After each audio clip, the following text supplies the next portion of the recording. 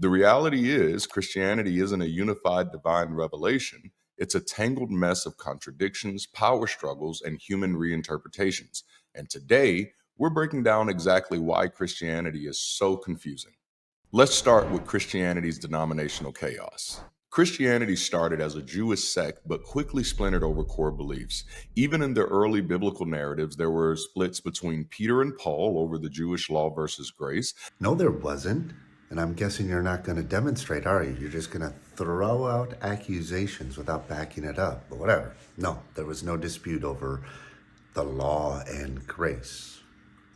There were splits between Paul versus Apollos over doctrine. No, there wasn't. Again, Dawa is built on misinformation and deception. He's giving you misinformation to deceive you because Islam is in disarray today. It's a chaotic mess. And so he's going to make up these stories about some sort of beef between Apollos and Paul. Paul considered Apollos a brother and fellow minister who had a very specific ministry and gifting to water or to see Christians grow. Paul was a planter and he recognized that. I plant the seed of the gospel and Apollos does an incredible job at cultivating that and helping you to defend the faith. And so, again, you're probably not going to show me a single instance where there's any sort of evidence that they were at odds in doctrine. It's just nonsense. There were even splits between Mark and Peter and James about their competing narratives of Jesus. There's no competition. They complement one another. That's how historic narratives work when you are going to primary sources and trying to craft together a historic narrative from eyewitness accounts.